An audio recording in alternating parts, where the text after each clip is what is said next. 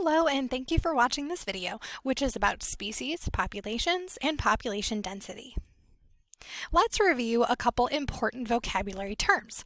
First, we will start with species. You've probably heard this one a lot before. A species is a specific type of plant or animal, and pairs of them can mate and produce children or offspring together. For example, the white-tailed deer is a species. There are also many different species of poison dart frogs. Lions are also a species. There are also many species of flowers, like this tulip. Each of these animals or plants is a part of its own species that can mate and produce offspring with other members of their species. Only the same type of plant or animal can mate and produce children or offspring. A species is a very specific type of organism. Next, we have populations. What is a population? A population is a group of organisms of the same species living together in the same area. For example, in this picture, we can see a population of a type of bird. You can see that they are all the same species. They are the same type of bird. We can also see that they are living together in the same place. They share a habitat and share space and resources. When we talk about this population of bird, we aren't talking about every single bird of this type living anywhere in the world. They have to be in the same place.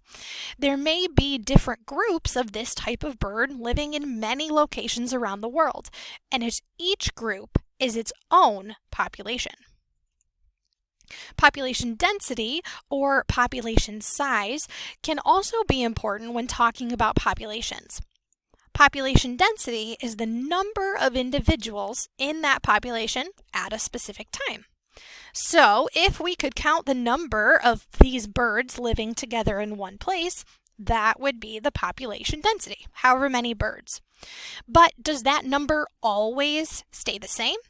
If I counted these birds every day for many years, would the number always be the same? No, probably not. So what causes the size of the population to change? A couple quick ones are birth and death. New birds are born all the time, and birds die all the time. It's part of the circle of life. So birth and death alone can cause the population size to change. Some other ones involve birds either coming into the population or leaving it. If an animal moves into a population from somewhere else, this is called immigration. Maybe you've heard the word immigrant before in reference to people. If someone moves to the United States from a different country, they are a U.S. immigrant. Maybe you or someone you know is an immigrant. The United States is what we call a melting pot of many cultures because so many people have moved here from other places. Chances are one of your past ancestors was an immigrant to the United States at one point in time. If an animal or a person is moving out of a population, they are called an emigrant of the place they came from, and that is called emigration.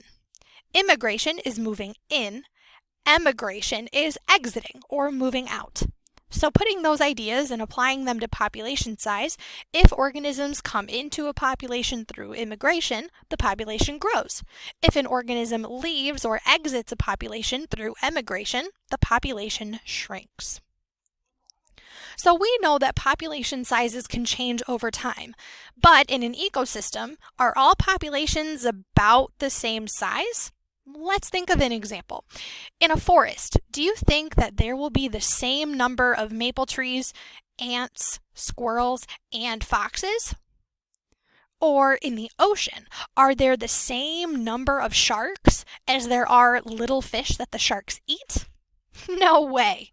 The numbers would likely be very different. Let's observe this energy pyramid from the ocean.